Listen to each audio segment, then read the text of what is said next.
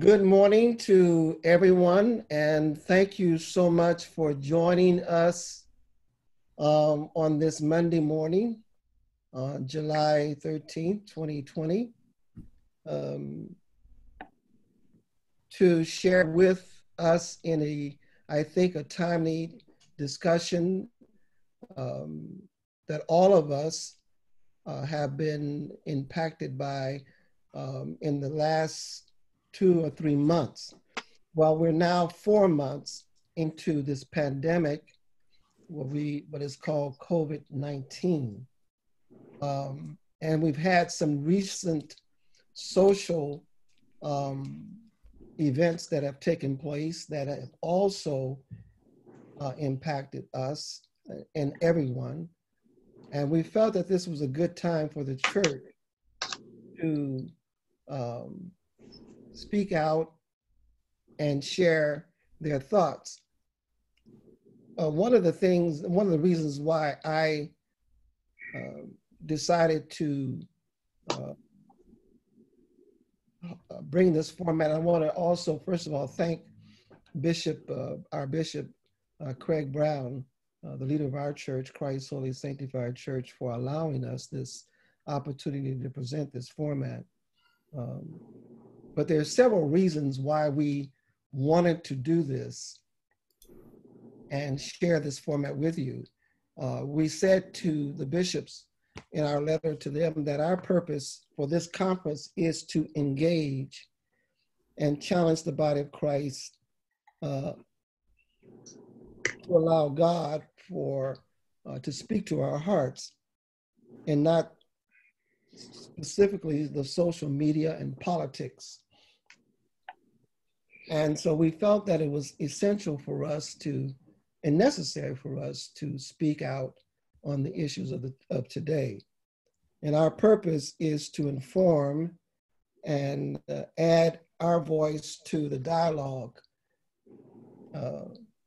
where Christians have been engaged everywhere to speak on the issues of today. And we do not claim to have all the answers, obviously, or solutions to the problems that we all face in life and in the world, but we do believe that we can together share our hopes, our dreams, our visions, our beliefs, even when we disagree. And I felt that this panel that we have here today is qualified to do that. And we have with us several great men and also a young lady that will be joining us a little bit later. She's right now in a meeting, but Sister Kim Williams from Sacramento, from Pastor James Williams Church. She will be joining us at a later time.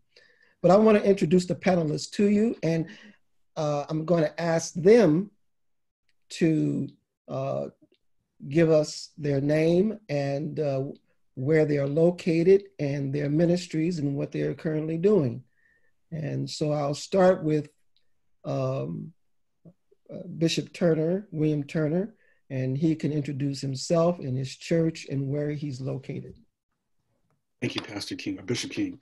Good morning to each of you, not only to our panelists, but those of you who are online. As mentioned, I am Bishop William Turner. I am the Jurisdiction Bishop for Christ Holy Sanctified Church in the Pacific Northwest.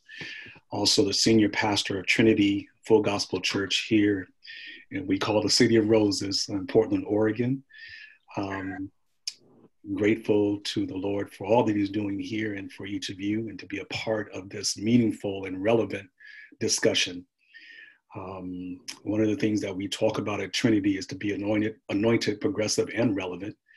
And we believe that the church should be relevant in the lives of the members and the members in the lives of the church, but also addressing issues such as this in this time and in this hour. So again, I'm glad to be a part of this and looking forward to the discussion. Hey, next on our panel is Pastor James Williams, and I'd like for him to introduce himself and his ministry. Amen. It's good to be with everyone today. This is James Williams from Morning Star, Christ Holy Sanctified Church.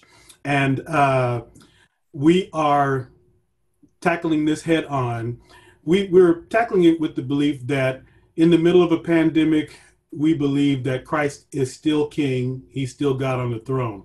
So what that means is when there are hardships, you find a way to worship God in the midst of the hardships. This is not new.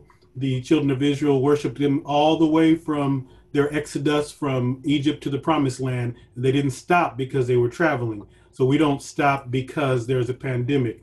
We find a way to do it anyway. And we thank God for his grace. Also, let me take a moment to read a disclaimer. This is for the entirety of this this webinar. CHSC Leadership Disclaimer.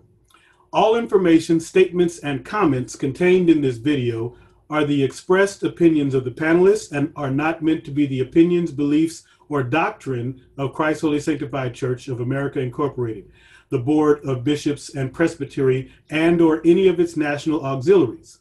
All information and comments provided by the panelists in this video are their personal and professional opinions and is of a general nature and is furnished only for religious and educational purposes only.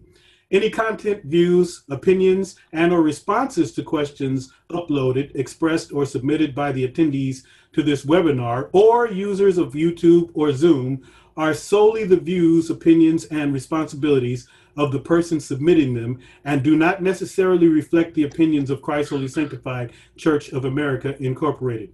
Unless otherwise indicated, the CHSC Leadership Zoom conference is the sole proprietary and exclusive property of Christ Holy Sanctified Church of America Incorporated and may not be duplicated, sold, or used without the express permission of said organization. For more information regarding Christ Holy Sanctified Church of America and its affiliates, please go to their website at www.chsc.org. And that is our disclaimer for this webinar. And thank you. And back to our moderator, Pastor Stephen King. Thank you, sir. Next on board, we have our esteemed guest bishop, Bishop A. Edward Bell, and he may introduce himself and his ministries. My name is Edward Bell, and I'm the pastor of Rejoice Ministries Christian Church, which is a specialized ministry to the residents and patients at Pacifica Senior Living, which is a facility for senior people where they're retired, can't get out. A lot of them are bedridden and can't get to church, so we provide services for them. I'm a retired United Methodist minister, but I'm ordained a bishop by Christ Holy Sanctified Church. And it's a privilege to be here. Yes. Amen. He's our bishop. Amen. He's a longtime friend of our church and especially Bishop King. This is my home. This is his home. Amen. At this time, our esteemed bishop out of Texas, Bishop Titus Smith. Good morning to the panelists and to all of you who's joining in. I'm Bishop Titus Smith of the Texas North Jurisdiction of the Christ Holy Sanctified Church. I'm the senior pastor at the Holy Temple Christ Holy Sanctified Church here in Dallas, Texas. And I'm just so honored, and it's a privilege to be a part of this panel of discussion concerning today's movement and what's happening in our world today and the issues that affect everybody. And we are just here to learn and to give my little 2 cents, just to be involved. It's a great opportunity, and I'm just glad to be a part. Amen. Thankful. We're happy to have Sister Kimberly Williams, who has dropped in, who is also another guest panelist today. Thank you, Kim. I know you're busy, but we appreciate you being here with us this morning. Would you introduce yourself and what you do? Hello, everyone. I said I'm Kim Williams, and I am proud to be here today. Sorry, just getting off another call, but my official work capacity is I am what's called a hub director in an organization called Building Healthy Communities, and we're an advocacy organization that works with vulnerable populations, looking at what are the issues that folks are facing and how do we change systems, whether it's government systems, educational systems, hospital systems, to better serve our our most vulnerable people of color, primarily African-American, Latino. So that's what I do on my day job. But I'm also a proud member of Morning Star Chrysler Sanctified Church, where my pastor is the wonderful James E. Williams Jr. And I'm honored and proud to be here. Thank you. And I'm Pastor Stephen King, pastor of Memorial Tabernacle Church. Been pastoring here now for 35 years. And I'm grateful for what God is doing. We serve our community directly in many, many capacities. And I'm just happy to have this opportunity to share with you on today. And lastly, and not least, is our senior bishop, Bishop Craig Brown. God bless you, Bishop. I want to first say that I am so grateful that God laid this on your heart to bring this forum and this conclave of wonderful and qualified panelists together. I think that sometimes we, maybe as we were talking earlier, that sometimes the burden of many things falls on one shoulder, or of an individual, and it's very difficult. But when others see the need, I'm certainly one that loves to be able to have those that are qualified. We have such esteemed leaders in our organization, from our jurisdiction bishops on down. Sister Kim forgot to mention that she's also the executive director of the organization. I know she's bashful. And not bashful, but modest. But she does so much to relieve the burden off of me. And so with this conference, this webinar, it is a wonderful thing for the organization, not for me, not for any of us individually, but for the organization.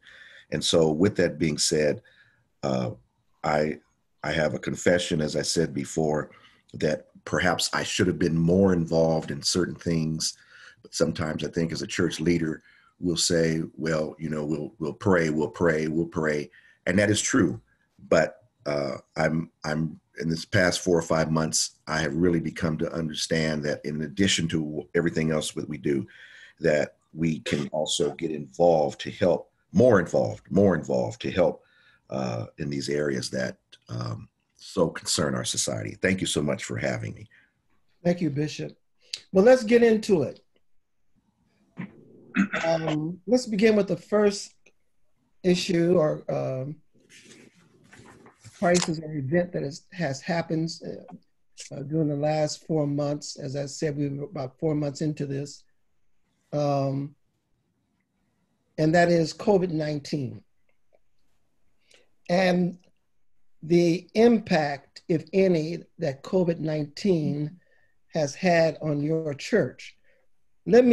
I think in California right now, I can only speak about California. I was online this morning, and I think the statistics have come out and have confirmed that we have now 328,000 confirmed cases of COVID-19 and 7,042 deaths in the state of California.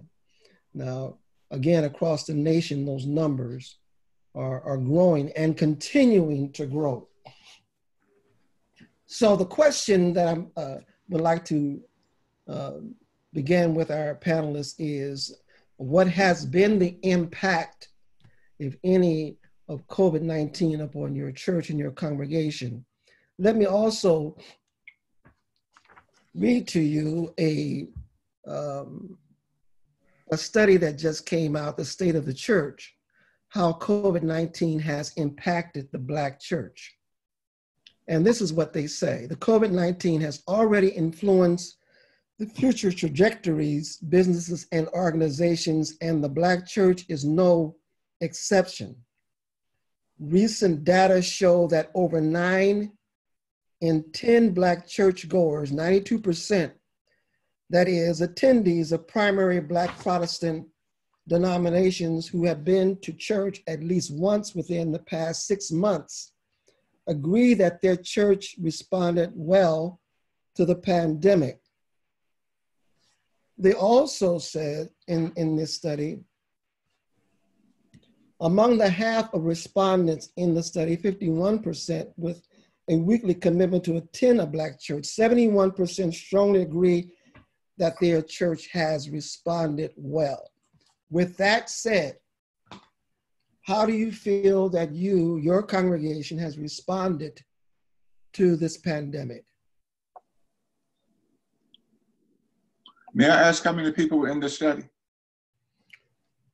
In this study, 799 U.S. churchgoers who attend a Black church, and this was from April 22 through May 6, 2020. The reason I asked that, because you got millions of people who attend churches, and the survey was of 700 people. It may not be as representative as it seems. Mm-hmm. But in our church, I just don't look at church in terms of Black church and white church.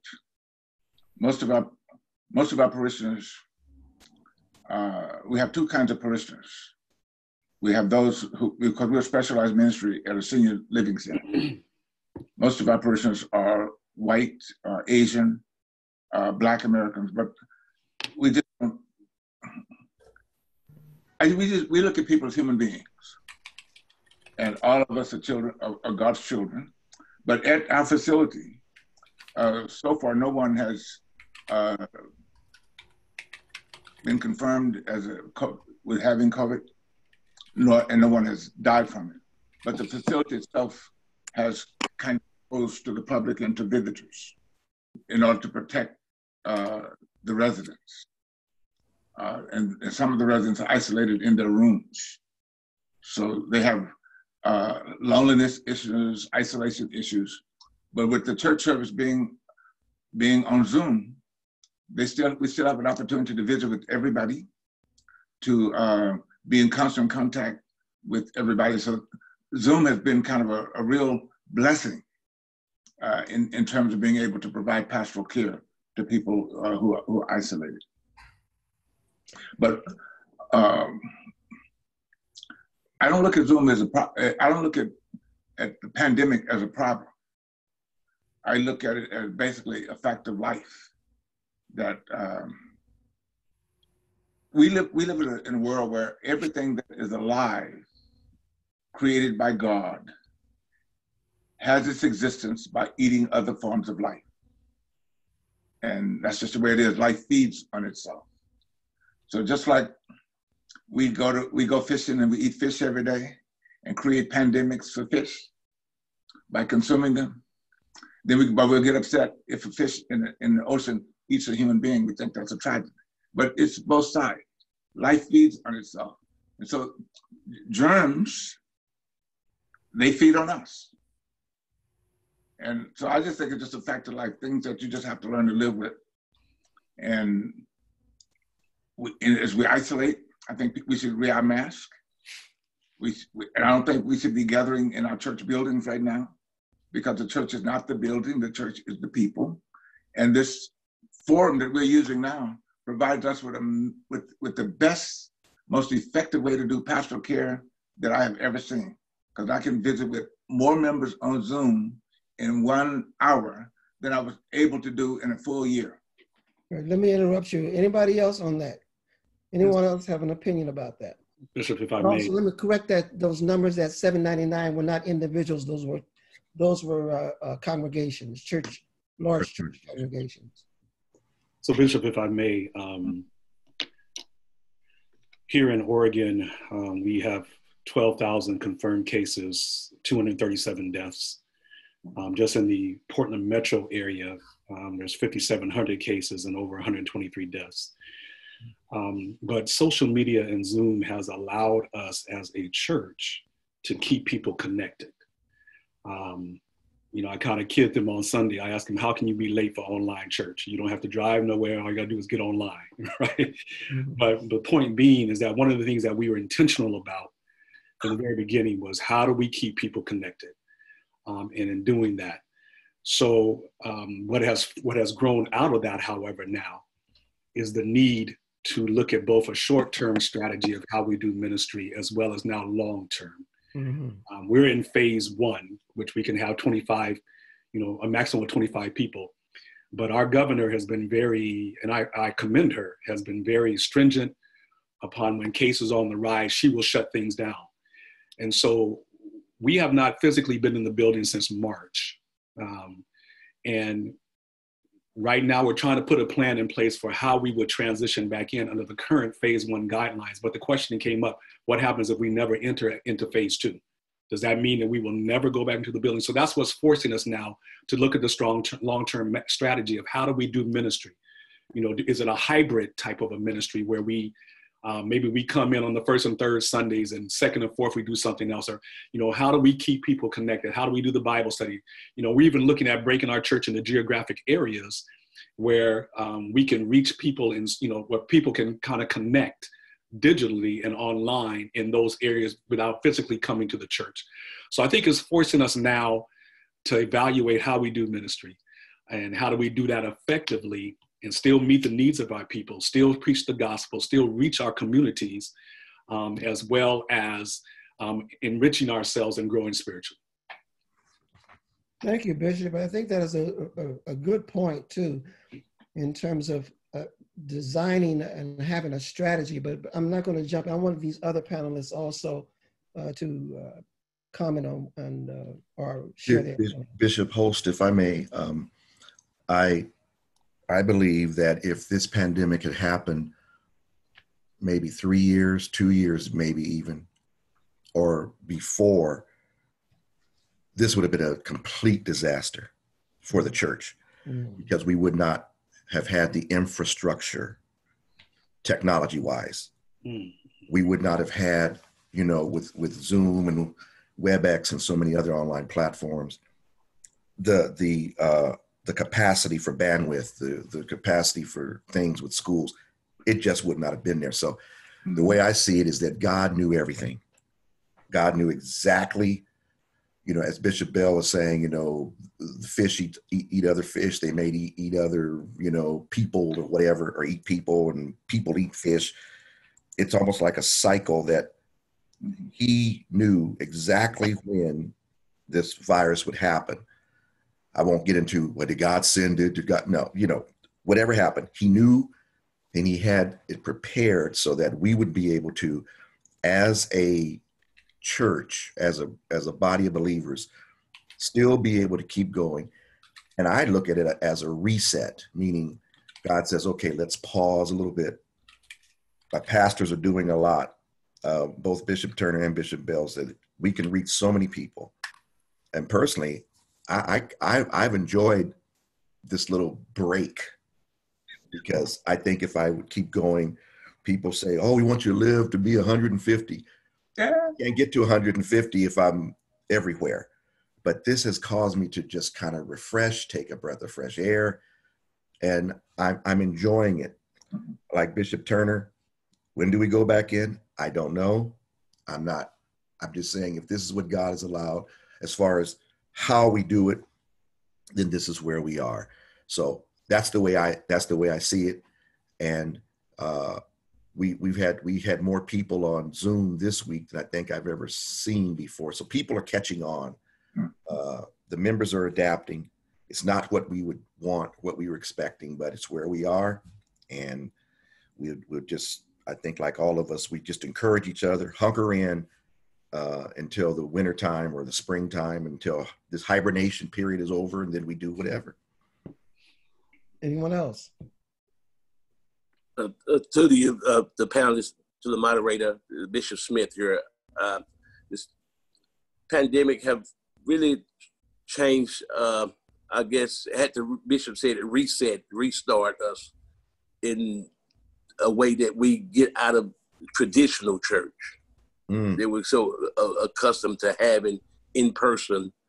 And now we have to be creative in what we do and how we present the message to the people.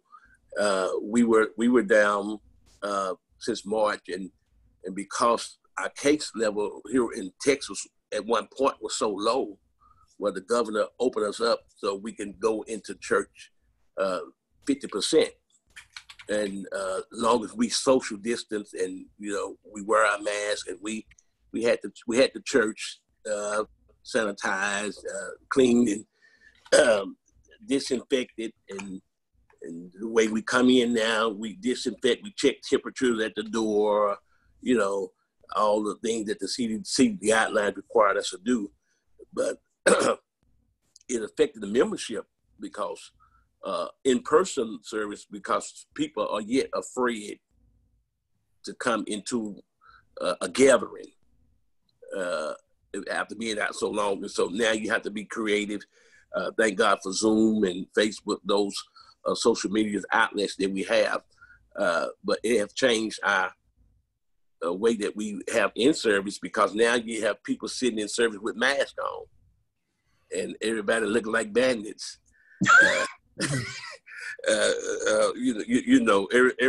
Everybody just covered up, and you're not getting that what you used to get, what we're accustomed to, because everybody. So we have to adapt and change it,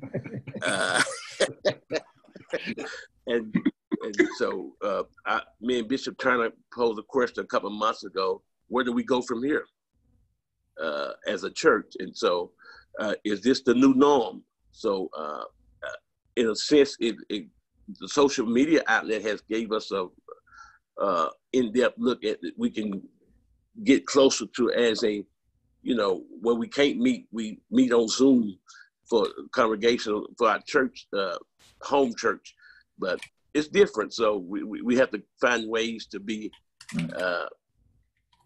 proactive and to come up with ways we can reach our people. So I'm telling you, if you hadn't already went back, once you go back, as we've experienced this, so your church, most churches will not be at the capacity that they were before this pandemic. So even though finances have been relatively the same, but when you look at it, if you're out too long, numbers will drop. May I? Go ahead. When this pandemic is over and it's safe to go back into the building, we are still going to use Zoom. We're going to Zoom the services, because we got people coming now from Canada, Texas. With Zoom, you can reach people everywhere. Exactly. Yes, sir. Well, Exactly. that's the beautiful part about this. Back in the building, we're gonna Zoom the service. Well, I think we've all been thrown into this, not by intent, but we have been thrown into this. Mm-hmm. And now cameras and broadcasting in our church have now become the norm. Yes. I think we all agree that this is going to be a part of our regular services now, and that is using social media. And you know what? Early in your dad's day, when radio came out, services were on the radio, and people thought that was going to be the end of it. And then when televised religion came out, people thought that was going to be the end of it. Mm-hmm. The Church of God is going to last forever. Well, the gates of hell will not prevail against it. On that note, going back to Bishop Turner's comment about, and Bishop Smith's comment concerning when do we return, if we return, what will that look like? Let me give you this, and I'll let you all jump back in again on that survey. And they said that church size is a factor in attendees' hopes for the future.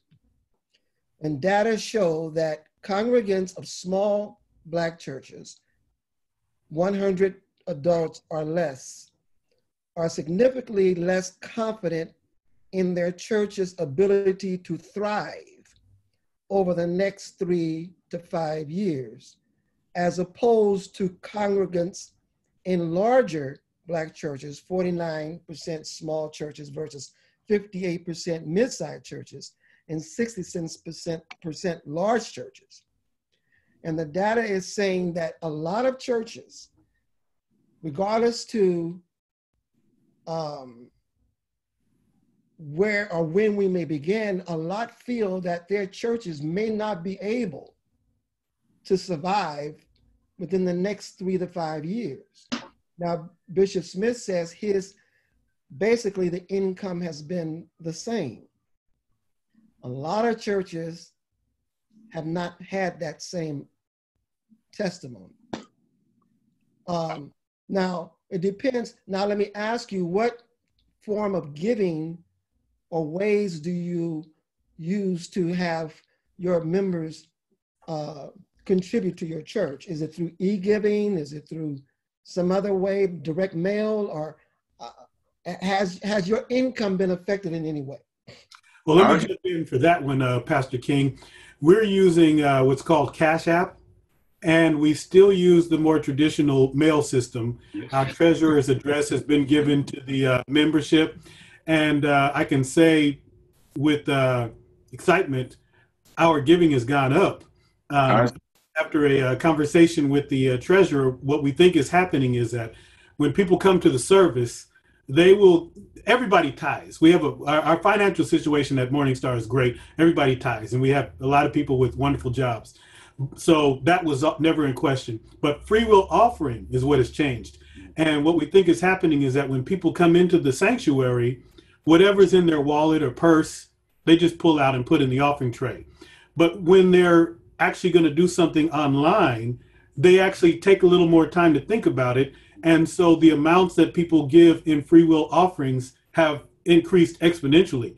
Somebody might have given $10 because that's all they happen to have in their wallet. Now they're putting $100 outside of tithe because it's a device now, and it's easier to do that. So using online mediums is really good. And that's something like Dr. Bell said, we'll be keeping Zoom and all of that whenever we go back. As Bishop Turner mentioned, we have long-term plans as well. The numbers are crazy. I've actually studied some of the ways that viruses transmit, and I can kind of foresee that this is going to take a while. Yes. People are scared now. And if you just envision sitting next to somebody for an hour or more, it's terrifying. So it's going to take a while for people's psyche to return. So things like online giving, Zoom, as we use, are going to carry us forward until we can prayerfully find ways back into getting together. But definitely I can attest from our perspective that online giving has increased our income for Morning Star. I think too, and I appreciate Pastor Williams, what you're saying. I think we need to, as we move forward, not think brick and mortar as far as the church building, but we got to think like we're a virtual church now. Mm-hmm. And along with being a virtual church comes with the virtual giving, right? And, we use PayPal. I encourage our members to support. We even have people say, I drive by after our Sunday service and just drop our tithes off. We can mail them, whatever that may be. Yeah. But I think as I mentioned earlier, we've got to start thinking virtual now. And how do, the companies that survive, Amazon, whoever, they do a lot of things online. Mm-hmm. They're giving, how you pay for things are online. So I think we need to explore those as well. I do hear what Bishop King is saying. Some smaller churches or ministries may not have the resources to do that, to be set up to do that. But right now, if you can just get a website, a one-page website, you can survive, right? Because you can build into that. So I think as we move forward, we've got to think virtual. We can't think brick and mortar, particularly in this time. Okay, good. Anyone else have any comments? Bishop, to the panelists, I pose a question. Do you think because of this pandemic and we are not able to meet, if it, prolonged, I don't know how long it would last before we even go back into in-person service. Is it possible because of many people are so traditionally used to in service that we lose people because of the this virtual? It's not this. To me, it's the feeling is not the same. I enjoy it, but I draw strength from my brother and sister in person. So do you think we'll lose people because of the inability to come back to church on a regular basis?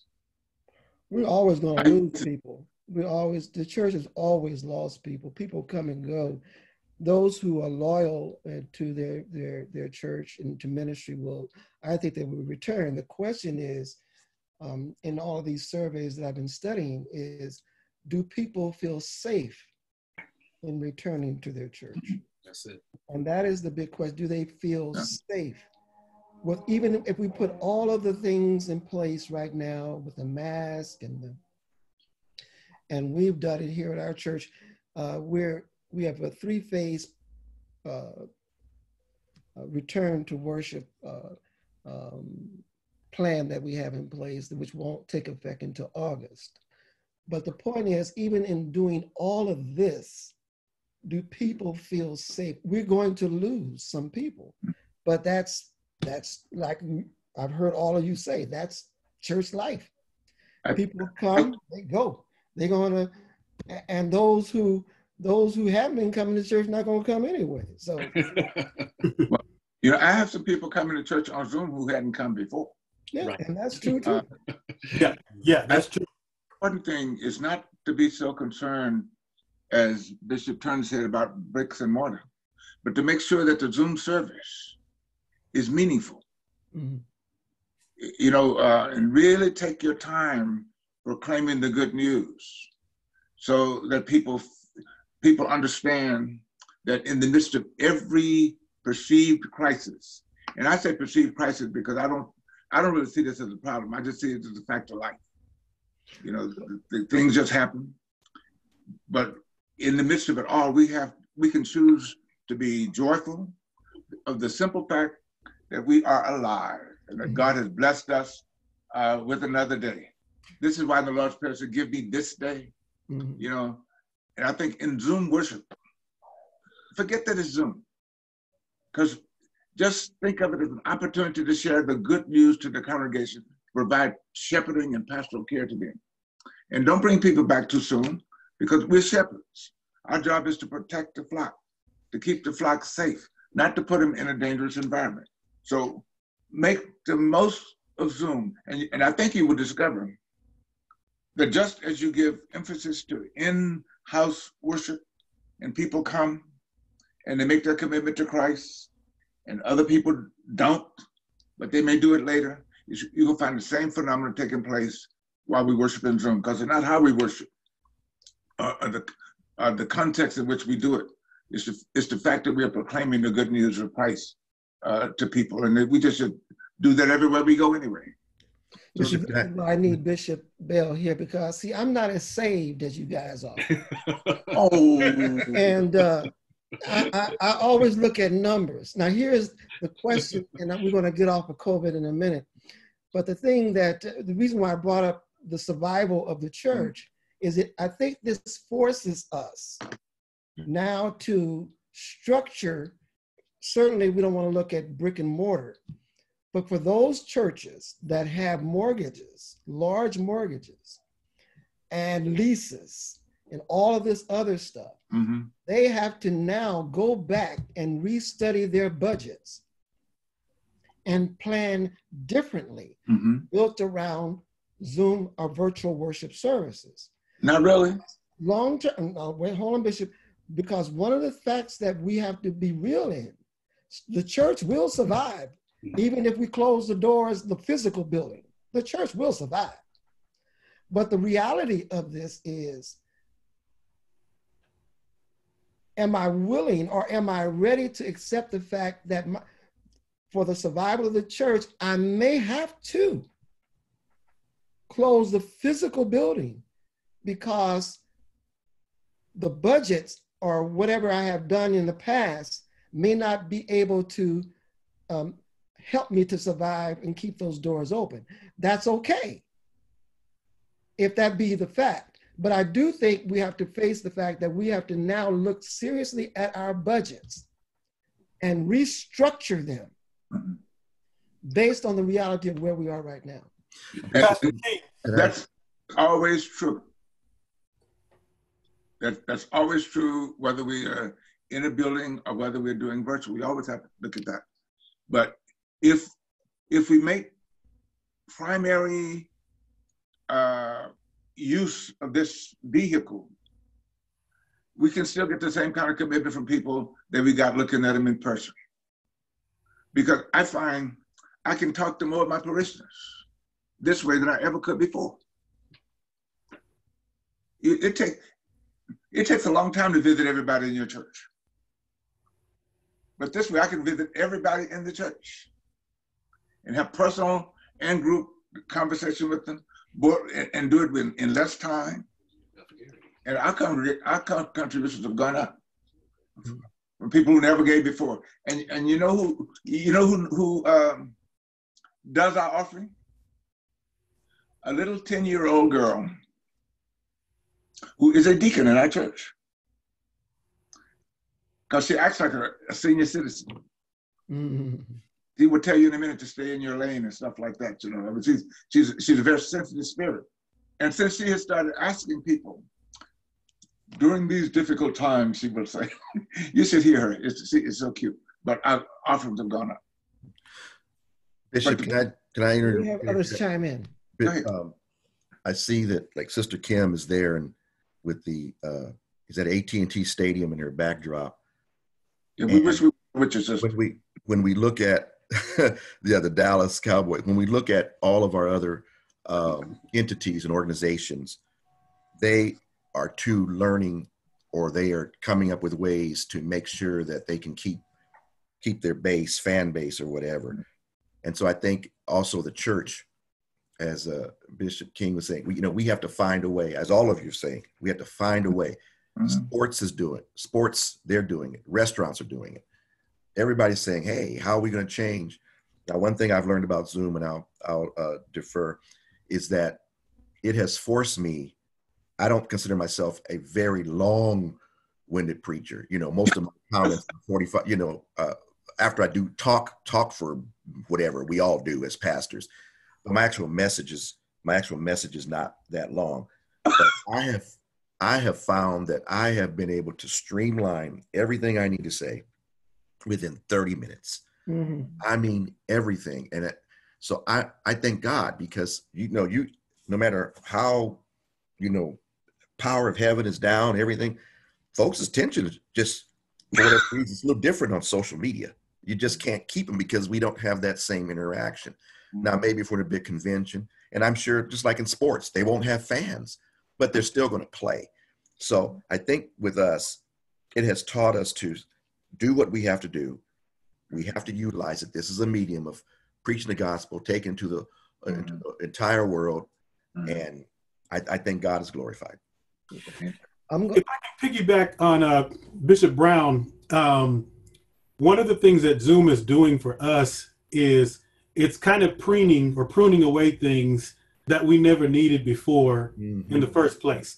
Because what's happening is now we're getting to where the rubber meets the road in why we worship God, how we worship God, what we actually believe. Because in the in-person experience, as Bishop Smith was talking about, there's a certain feel, there's a certain thing that we experience. And a lot of the things that we experience come from emotion. When the Holy Spirit hits us, there is an emotional, physical response. Mm-hmm. And when we're in a place where everybody is doing the same thing, we feel comfortable doing that. So you take that away and we feel like the emotion is now gone. What COVID has done is it's put us in a place where we have to say, why do we have that emotion? Why do we have that movement? Is it because I'm in front of people and they're looking at me? Or is it because I really love God? And when you are able to worship and have a straight up praise break in your living room, that's when you know it's God. And we've experienced that on a couple times. I was preaching a few weeks ago and literally started crying in the middle of my message. And I looked up at, we had about 30 or so windows up, some of them with multiple families and different ones. And everybody was just worshiping, heads bowed, praising God. We were having a praise break over Zoom. And then I started crying even more because I had an epiphany at that moment. I realized that this is what we're being taught right now is where is our priority? If it's really God, then how we worship him becomes secondary, and we just figure that part out. But we have to make sure that the worship of God is first and foremost, and then everything else will fall into place. COVID doesn't give us a choice. Yes, if we had a choice, we'd love to be in person. But once that choice is removed from us, we don't just stop and say, I can't worship God anymore. Now we find out, how do we do it under this scenario? Thank you, Pastor. I want to jump down to Kim because she hasn't said anything and she's listening to us attentively. What's happening out there in your world? Wow. As I listen to, everyone speak, I think, we are in unprecedented times, right? You have so much all happening now at one time. We're not just dealing with COVID right now, which is huge in of itself. And the effects of that have trickled down as a result. We're also dealing with civil unrest, right? And so you've got all these things happening in the midst of COVID, when you've had schools that have been closed for months and kids who have not been in school. When you have people who have been out of work now, you have folks who are on the verge of, they haven't already, or potentially losing their homes, they've lost their jobs. And so then you've got the civil unrest that has now occurred. And, the church, is in prime position to help carry that. But what's also happening is how many people in our churches are also impacted by all of these things too. So you have folks in your churches who have lost their jobs, who are now, teachers when they did not, they sent their children to school to be taught. Now they're at home trying to be the teacher, and have most of the ones I've talked to have a brand new appreciation for teachers. Now that they got to teach their own kids, but what does that mean? And the unknowing, right? Nobody knows when this is going to get better. Nobody knows when things are going to change. So our young people are dealing with this uncertainty about just life. You had young people who started school in September expecting to graduate and walk across the stage, and at best they got some horns honking and maybe a drive-by at the school where a diploma was given to them as they kept moving, or a college graduate who spent all that time and money and they don't get that opportunity. So there's so much unrest. And so, the church has a powerful role to play within that. Communities, as well as within their own in their own areas, because because you have to pastor differently a little bit because the needs of your people have changed. So how do you compensate for all of that too? So there's a lot we have to work with, and I think one of the things that we cannot forget about is what our young people are dealing with and struggling with right now. Because when you look at I don't know how many folks have young people who have been involved in like the protests and some of those types of things. When our young people right now are struggling with this uncertainty and fear and anger, and a lot of people don't understand the mental health issues impact these young people as well. It's like, they're just at home, they're doing that. Their whole lives have been uprooted. Get to see there's no socialization with their friends anymore. They're not, in school, whether they were doing good in school or not, school was still a place for them to go to see people, to see their friends, to see their teachers. All that's ripped away from them. And now they're at home all the time. They can't go out, or they shouldn't be going out, things like that. So, how do you adapt to that? So as adults, we know we're struggling with things. Imagine what our young people are struggling with. And so all of that comes to like, how do we, in this new virtual space we're in our churches, how do we also make sure that we are doing the things that we need to do to make sure our young people are okay? Thank you, Kim. Thank you so much. We're going to run over time just a little bit, Brother Jimmy. So can we just extend it just a little bit more? Yeah. Yes, we can. I think we lost Bishop Turner. Not sure. I want to jump to a few other questions before we shut down. Thank you so much, you guys.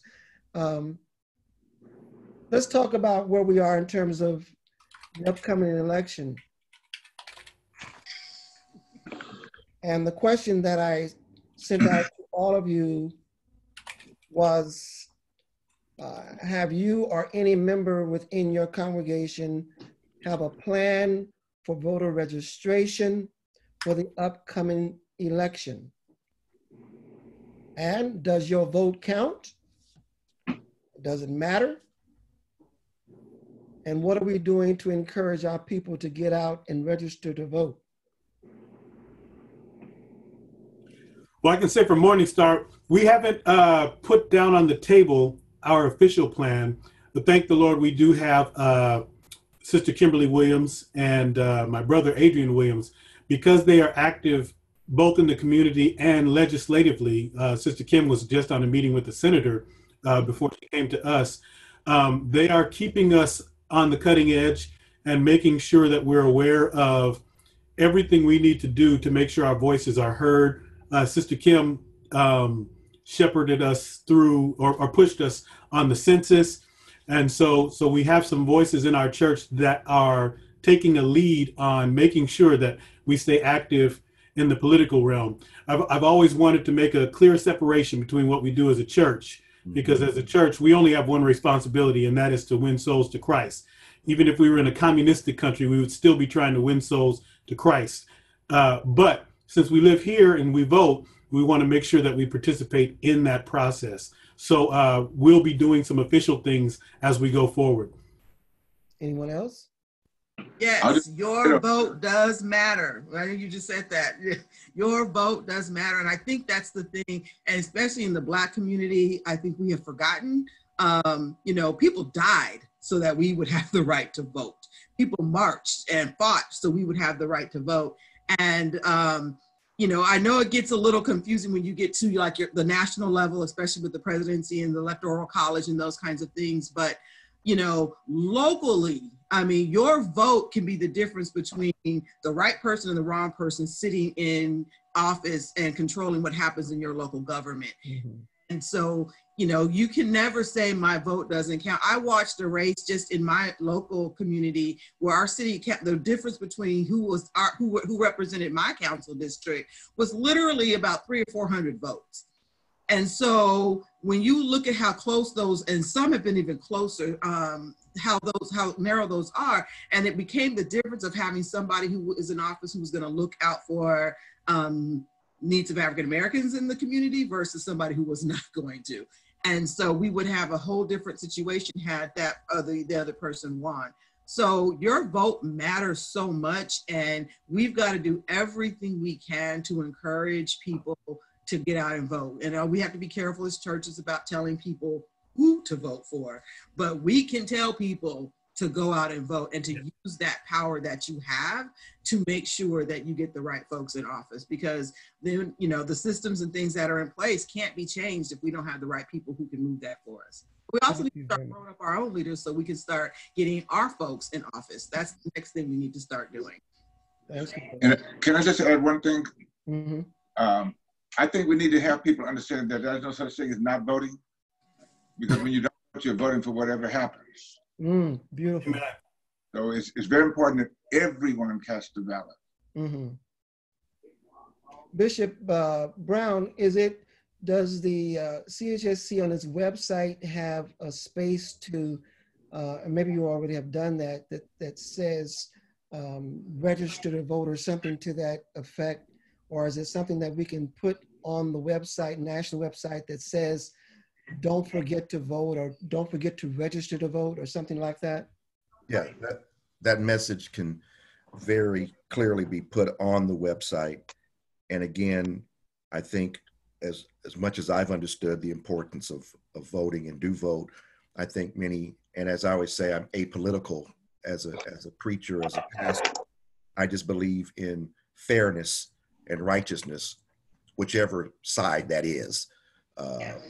That's what I believe in, whether it's, whether you ride the elephant or you ride the donkey, whichever one is righteous, whichever one is fair, that's what I believe in.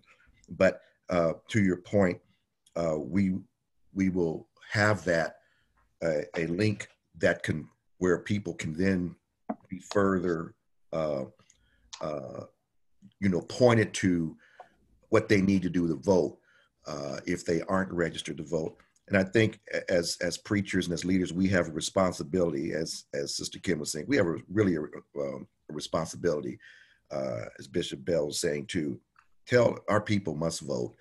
And whatever it is, it's just whatever it is, but we must vote. What I see the disparity in is where certain communities, and again, it all comes down to, unfortunately, sometimes race, where some communities have one voting center for tens of thousands of people, and other communities, they're overflowing with voting centers. So we can see that there's a diabolical divide.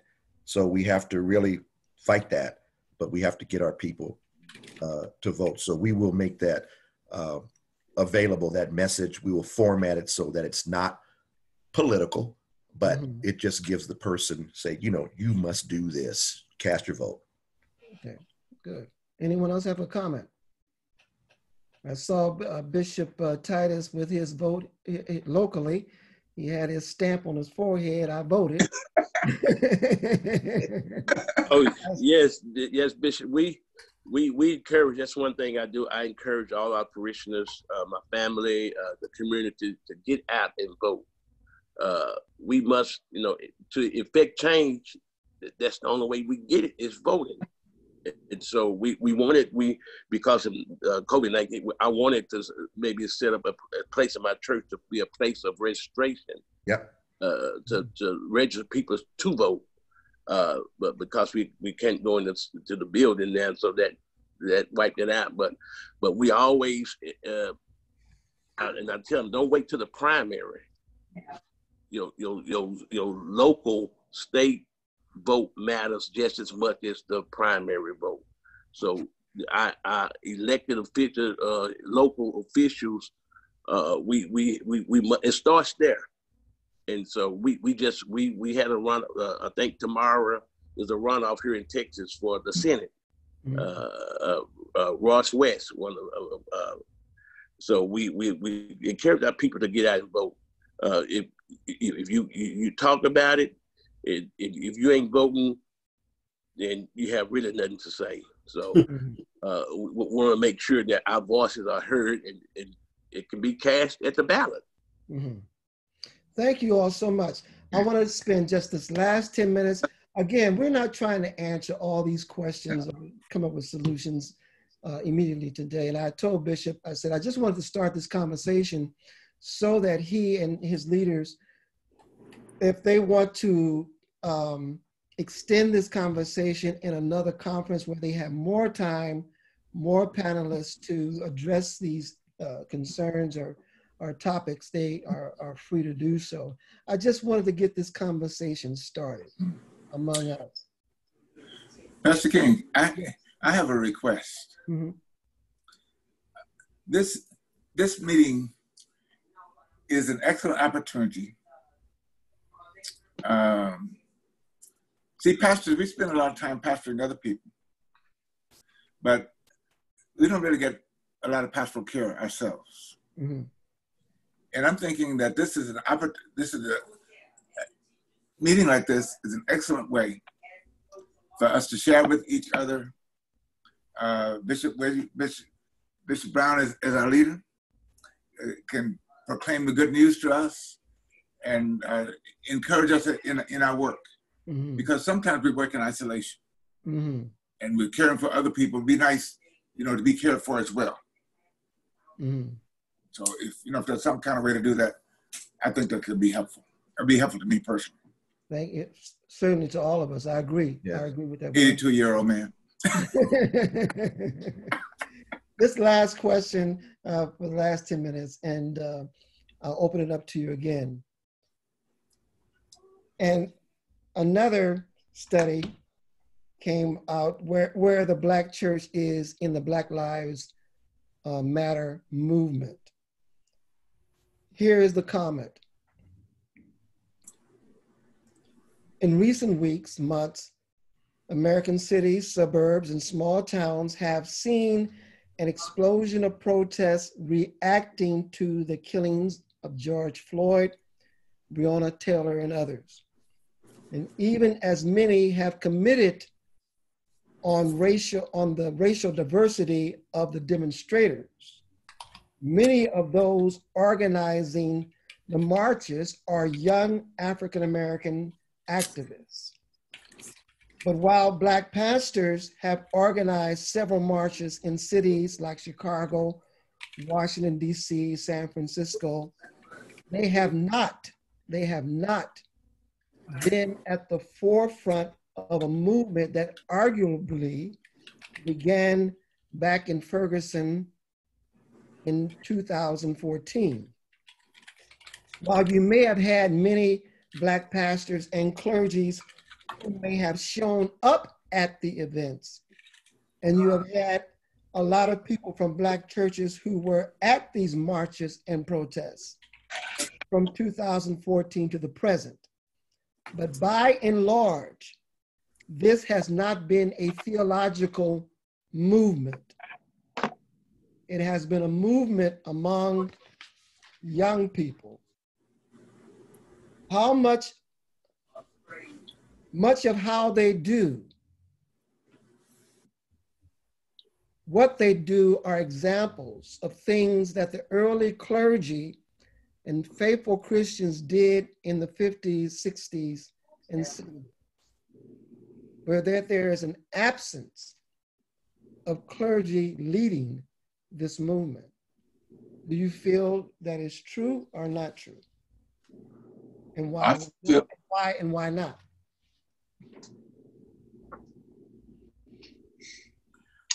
Silence. I do feel that it's true to a certain degree that the clergy is not leading as much as you would want to see them, mostly because it was so quick.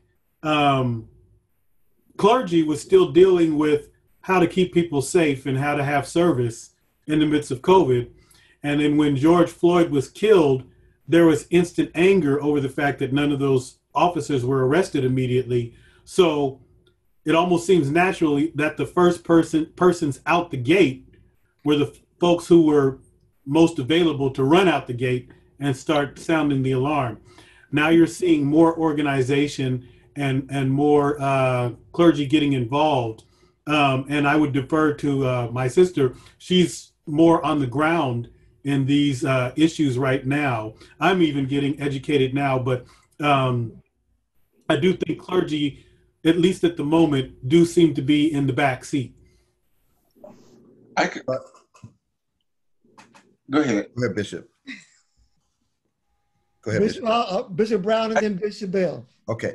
I feel that, and again, another come to Jesus moment, I think that there was probably a misunderstanding I had initially of Black Lives Matter, on the onset many years ago. But as I began to see that this was not about, it may have been because it was affecting us as African Americans, to see the people of all cultures and races that could see the injustice that was done. I feel that as a clergy, we ought to, or I'll speak for myself as well, I will do everything I can to support, again, whatever is righteous and whatever is just. And I would never want to do anything to conflict.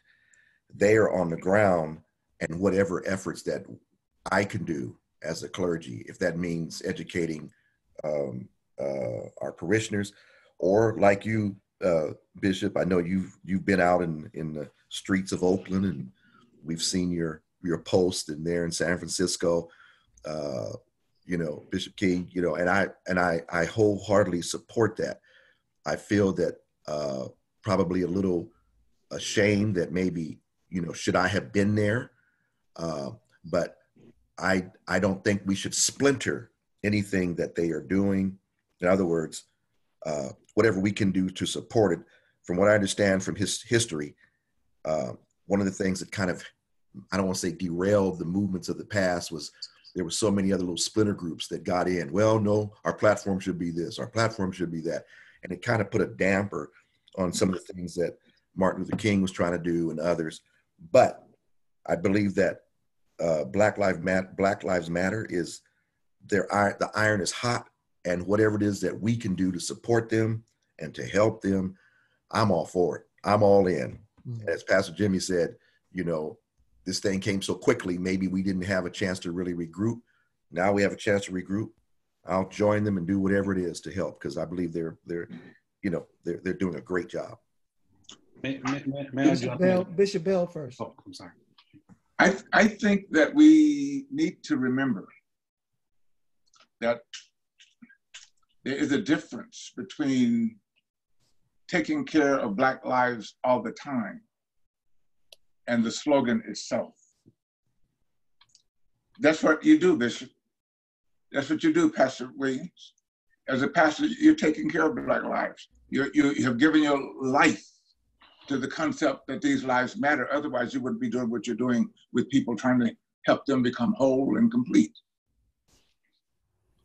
The limitation of the slogan deals with police brutality, but the concept is much broader than police brutality to Black people.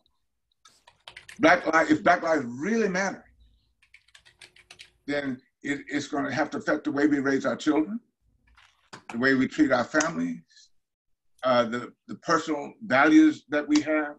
Because if you don't value your own life, don't expect anybody else to value. And I think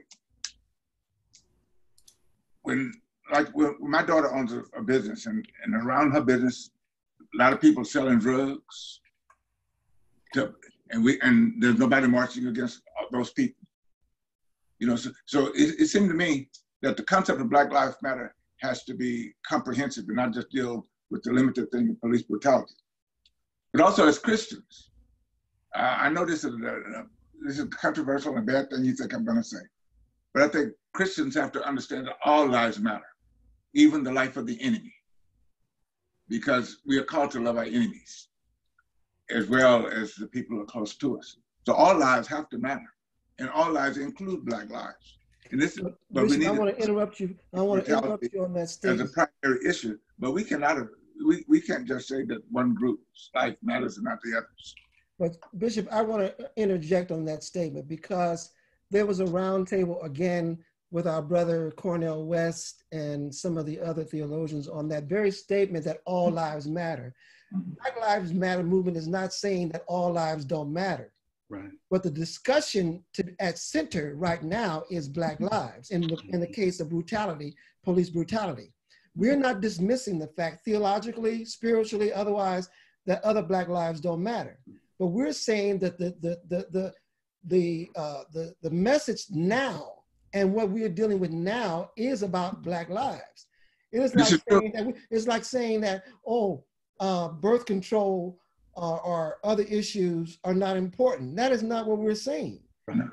This is not where we are right now.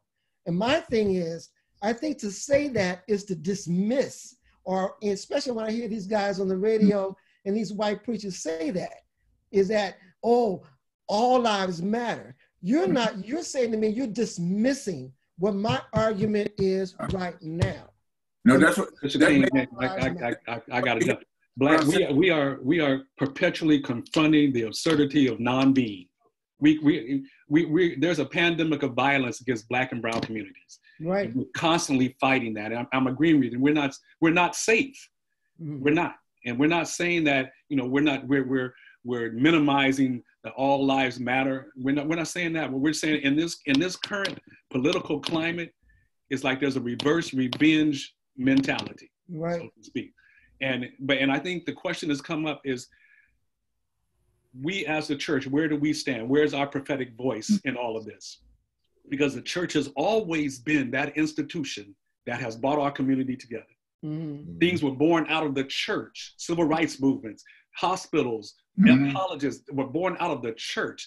So I think in this hour, in this time, we've got to rise and stand up. I think the question was, where are we at? I agree, and a lot of this happened very quickly. But at the heart of Black prophetic preaching tradition is the clear picture of the gospel as God's presence. That we are all in this together. And I think specifically for us as a people of color, we've always been under attack. It's something we have to deal with. And I think that's where it becomes more personal now. And I'm appreciative of the fact that this has risen to the surface and more people are getting engaged. But there's been a pandemic of violence against us for quite a number of time, for quite some time. So I don't think it's minimizing all lives matter, but it's paying focus to the fact that this is our plight. This is what we're dealing with, and this is how do we address this moving forward? Because the assumption has been that Black lives don't matter. So this is a reaction to that.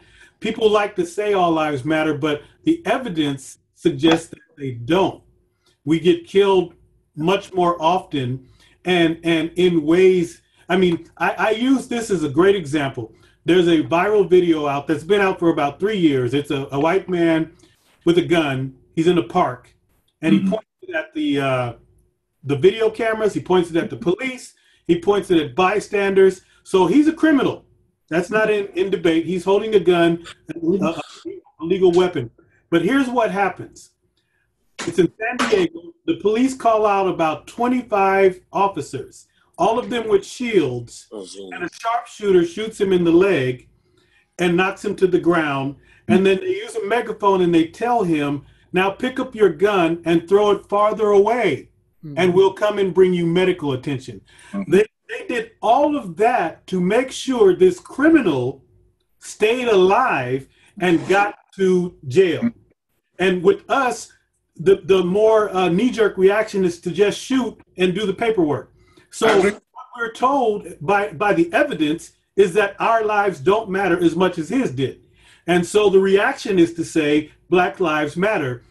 It's not an indictment or a comparison to all other lives mattering. We all believe all lives matter. But the suggestion that we're seeing from our society is that our society, our law, and it's not all law enforcement. I know great cops, so I never want to generalize, but there is an element within our law enforcement that does seem to assume that Black lives don't matter as much. And so this is a reaction to that. Well, you also have to, Bishop, I'm going to let you defend at the end, Bishop. Go ahead, Kim, I'm going to let you defend at the end. Go ahead. No, Kim can go ahead. I don't mind. So I think kind of going back, you have to also understand, so you have the Black Lives Matter movement, the organization that was started actually when 4 years ago, right? So you have that movement, and you have then you have people now who are saying Black Lives Matter. So you actually have kind of two things happening, right?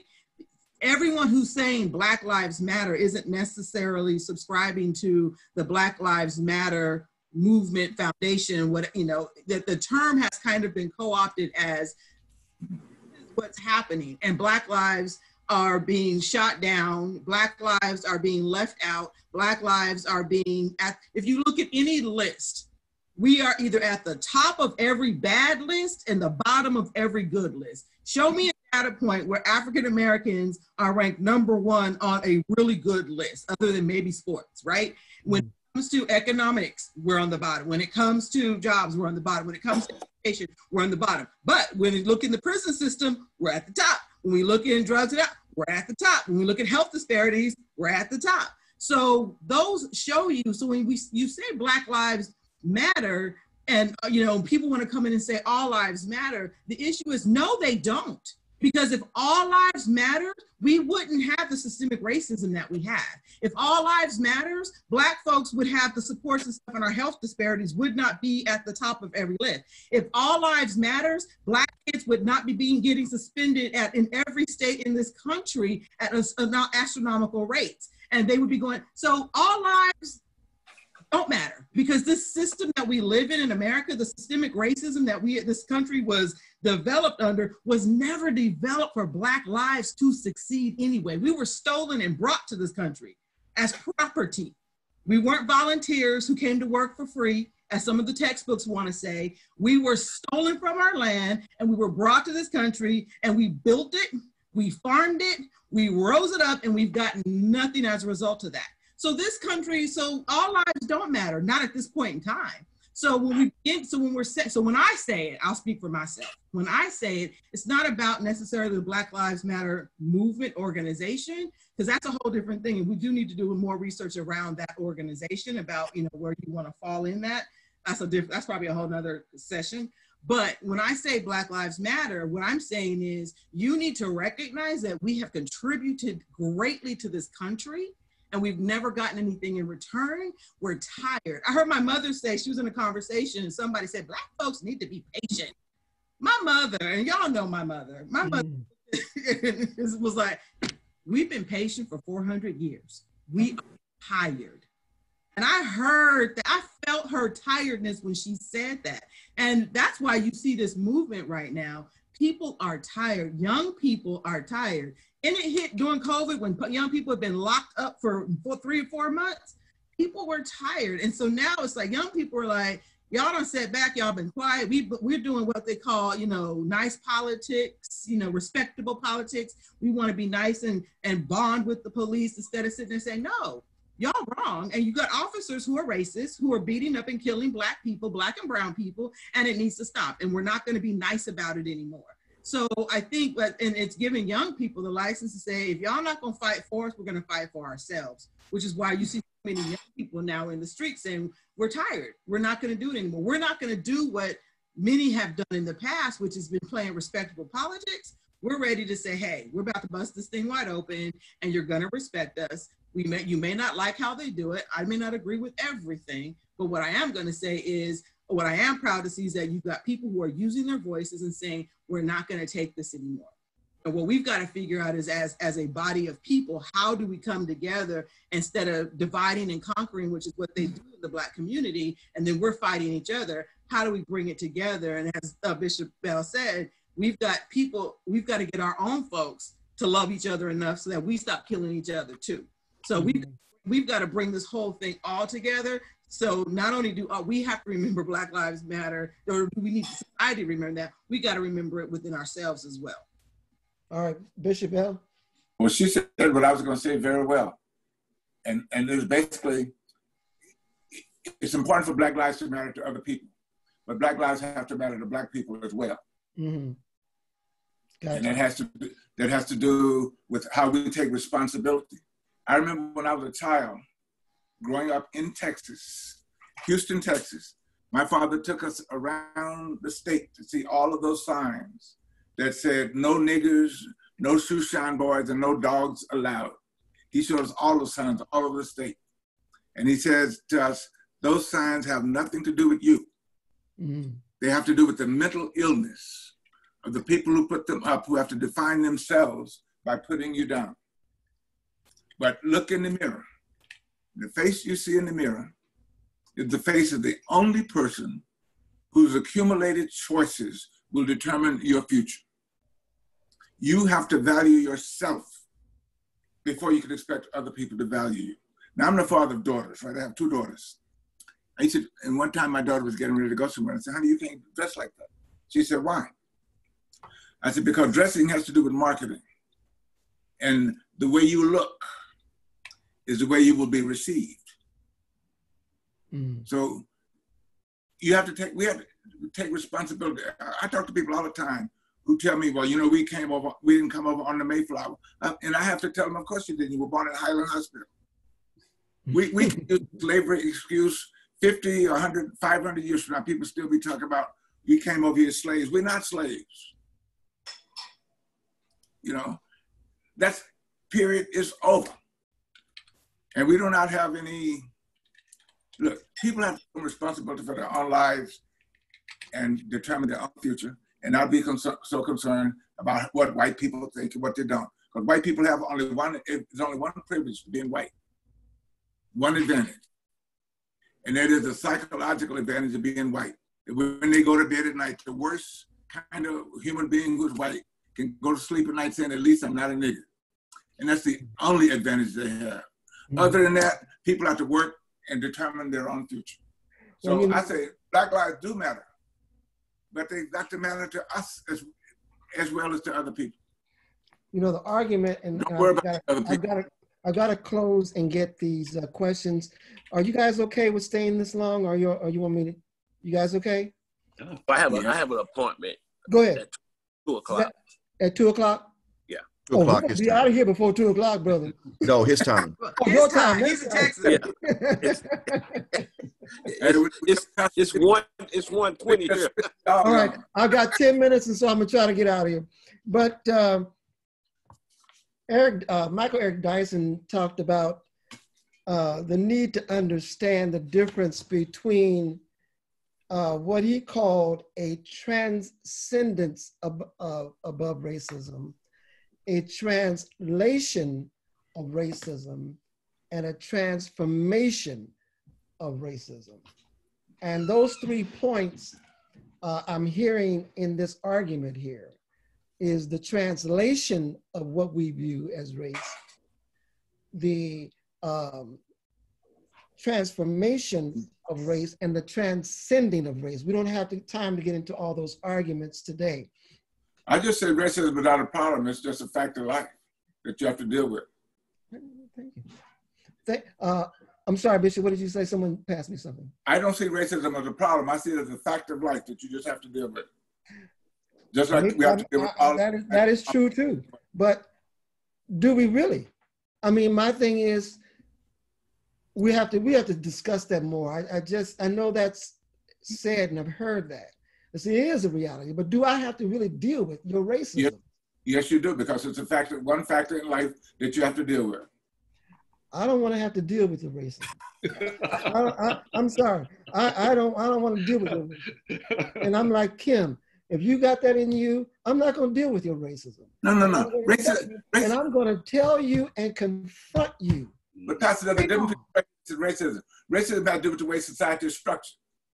Yeah, now that's structured to benefit certain people and not others. Now, once you understand that, then you have to decide what it is you have to do to deal with it. Okay. It's not going to drop off the map. No, I agree with that. Yeah, but to your point though, racism exists, and it's I mean, we're explicit bias, racism, all those things are going to exist.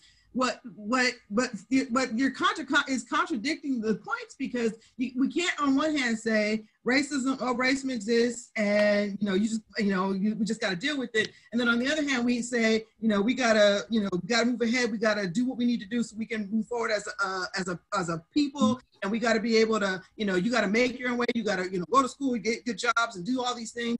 When if racism exists, racism is literally keeping people, especially Black folks, from being able to get to certain areas of life. When a teacher will treat a Black child differently and not give the Black child the same opportunities in the classroom, that has an impact on that Black child's educational success. I have witnessed it and I have seen it. So if a child can't get through school because of racial practices, then how's the child supposed to make it when the system has created a system that does not work for that Black child? I think you're talking to a person who grew up in segregated society, when things were legally segregated. You have to deal with the world that you're born into. You have to just learn how to deal with it. But when that world is literally killing you. But I got to stop you guys. I got to stop. When a Black, hold on, everybody. I'm sorry. This is a good argument. I wish I could stay on it. But see, the argument that you, Bishop Bell, have presented is one that, again, Dyson calls the definition of transcending, becoming better.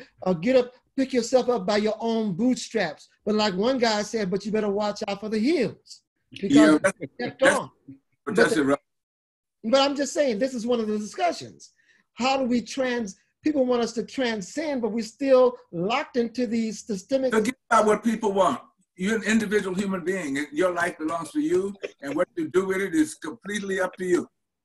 Well, that's your idea of transcending race. Anyway, I've got to stop. Because me and Bishop Bell will be for hours. I tell you, we do this all the time. Good. Let's move on. Mr. Elena has some questions for us. We got some questions and answers. Go ahead. Brother Jimmy, it's in your hands. All right. Sister Helena has some questions for us. Thank you, Sister Helena. You're very welcome. Good evening and good afternoon, panelists. This has been an awesome discussion. We do have some questions from the attendees. First question is, what about the new babes in Christ, and how do we keep them focused in this new world of Zoom worshiping? Can I take that one? Go ahead. So again, Zoom is a phenomenal tool that anybody can join. And I would say your church or your ministry should target the new members or new Christians, create their own little Zoom meeting. They meet once a week or every other week, whatever. There's no reason for them not to be reached or ministered to with all the technology that we have. So that's a very easy fix in some aspects. It's just arranging the time, setting it up, and going through whatever lesson or teaching that needs to be done, or even fellowship. Okay. Next question. If I can piggyback on that too, it just means we have to be more proactive.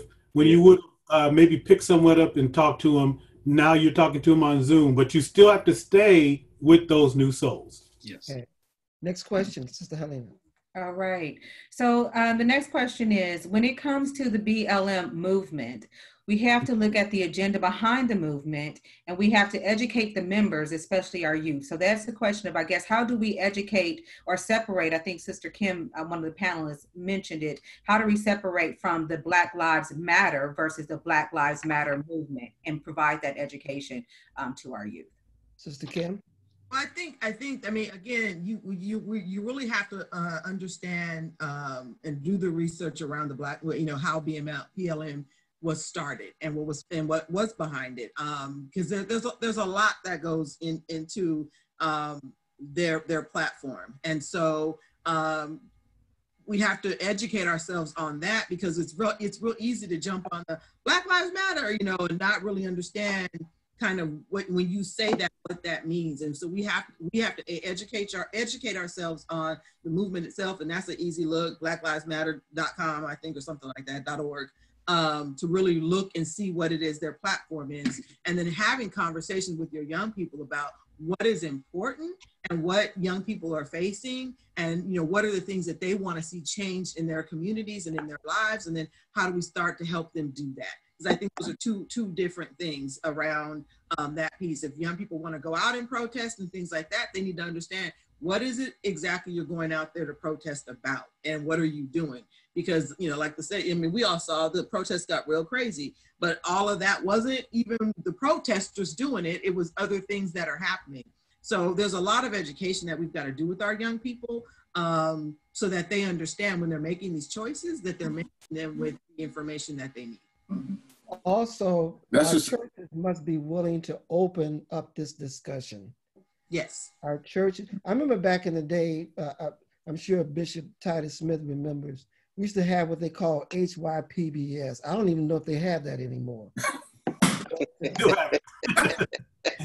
Young people's Bible only young people Bible study. Remember that? Youthful days or training days. I don't even know anybody that does that anymore. But anyway, we've got to have these forums and these formats where we can have these discussions with our young people in our churches as well. Sister Helena, I'm gonna have two more questions. Can I make a comment? Yes. I think we need to encourage our churches to be involved in the Black Lives movement itself. Yeah, okay. Because it's dealing with a very serious problem that we all should be concerned about. And we have the same problem getting people involved in this movement that we had when I was in college. And I was the executive director of the Houston chapter of CORE. There's always a problem getting people involved in the movement itself. Some people are active and some people are not. But we need to help. They're going to need money if they go to jail. We need to have money available to get people out. But so I think we should encourage congregations to take a look at the movement, because this particular movement is very important at this particular time in history. And you need all of it together. What you just said, I was reading this comment about Dr. King. In Dr. King's day, during the civil rights movement, there were many Black churches who were vehemently against Dr. King, Gardner Taylor, and others, and didn't want to have any part to do with the movement.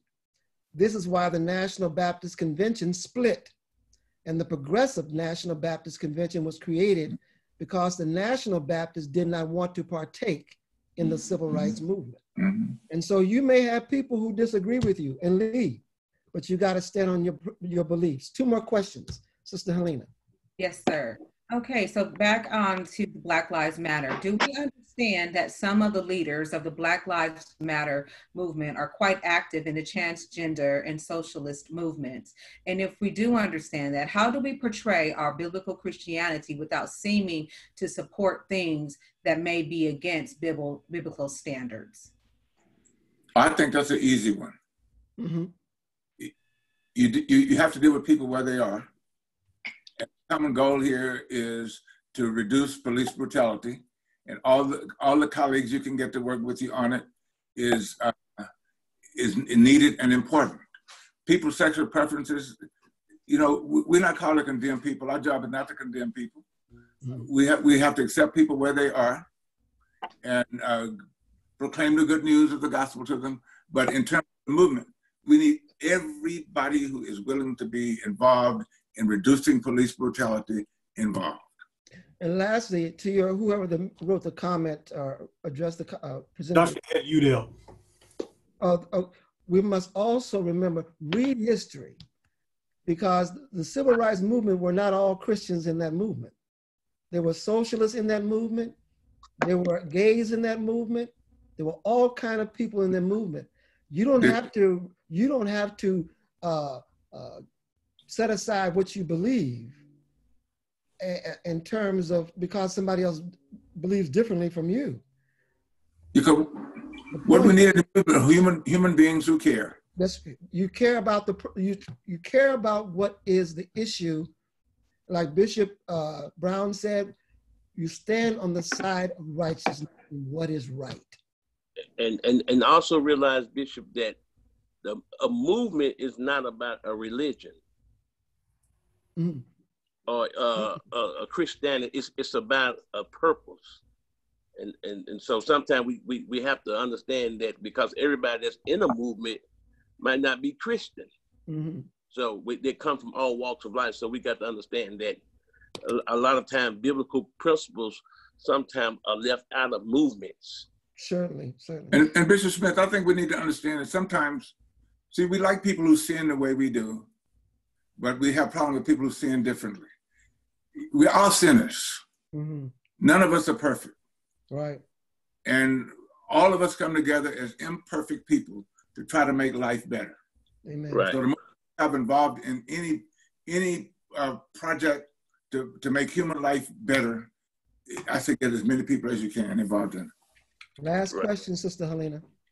Okay, last question comes from Elder Adrian Williams, and this is more of a comment than a question. He says that he works in the school system, and he can say that there is no equity for our Black students, and the system is designed to ensure we are not successful. And that is a fact in Sacramento, because we are working hard to change that, but are meeting much resistance from the powers that be.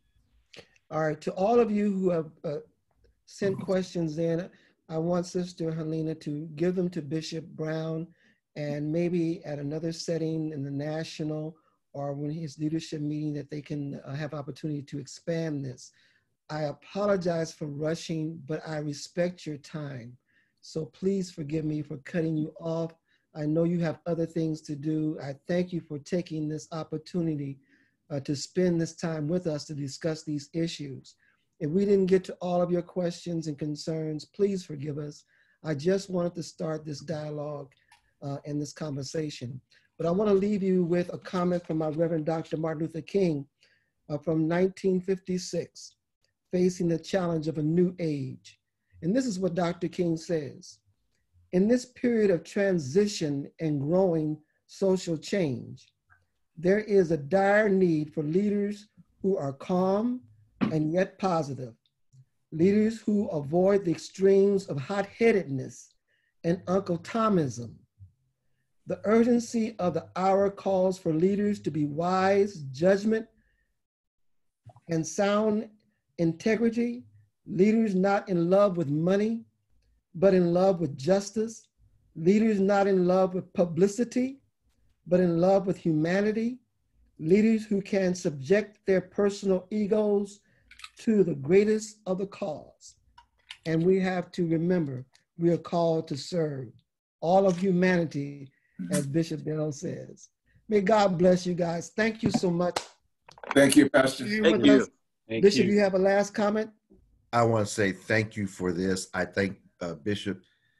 I'll just say this publicly. You have shown yourself, as you always have, as a voice of this church, and you've opened up a can of worms that we just cannot seal. And we're going to have to come up with a schedule of series of discussions.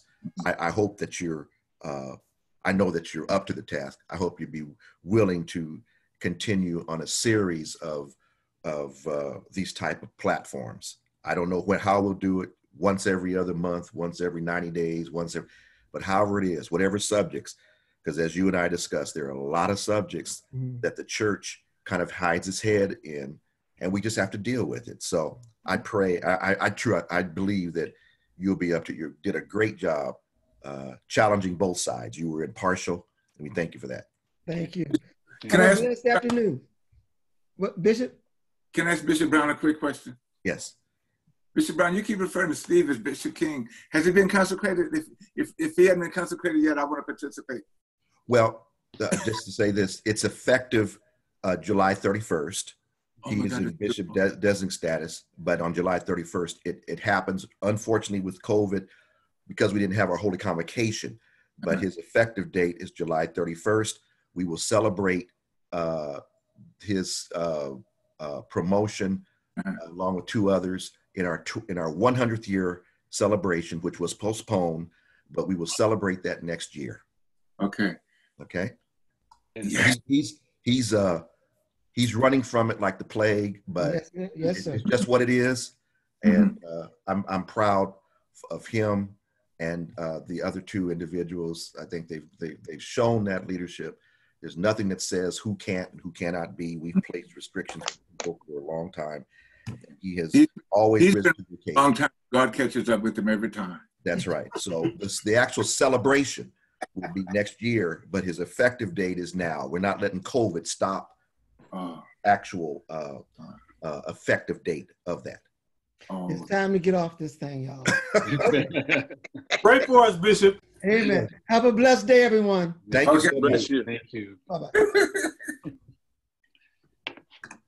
Oh, let me see here.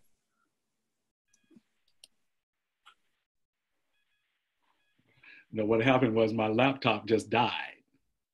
Okay. And I was trying to join back. I was trying to join back in. So I was like, "What's going on?" Like I said, it's the devil in all this technology. That's why we need to get back to church, right? Yeah, you were still on camera the whole time, and I could see you moving. Oh, and no. I could see your face going. Yeah. So I wanted you to know your screen might be blank, but we can still see you. Don't do anything crazy. Because I'm sitting here on my MacBook Air, and then I got my iMac up here, and I got my work laptop. So I'm trying to figure out which one. So, yeah, but this is awesome. You thought Lady Turner took you captive or something. No, you just see her standing in the door giving her comments. It's like you like either join the call or just. Yeah. And good job, Minister Helena, catching everything. Great. Awesome. Amen. Y'all have a good rest of the day. Yeah. All right. Take care. Thank you all. Okay. And I saved, I copied and pasted all of the questions, and I saved the chat. So I have all of that. We'll figure out what to do with the next, but I just wanted you to know I do have all of it stored. Okay. So the other question was, Elder Udell wanted that excerpt that Bishop King just read at the end. Okay. So maybe we can, and I meant to ask him to get that, but. And I think I have him asking for that. Right. Oh, no, I don't. No, I don't. You got him asking. He wanted some information from the stats that Kim had mentioned, and then he wanted that information from you, but you sent that out. And then thirdly, he wanted that information from that Bishop King read out. Okay, I just pushed save chat, so I do have that now, and so I'll go back and look at that to make sure we don't forget anything. All right. Okay, yeah. So chat is saved, cut and pasted from the question and answer. So we got to, and then we are recording, and I think they give you a recording tool that allows us to clip the end, so we can clip off the end of our discussion now and end it when we ended it officially. Then we'll. You could have stopped the recording and it would have just, you know. Yeah, that's true. I do see the stop button. I'm pushing it now. Yeah, you could have just.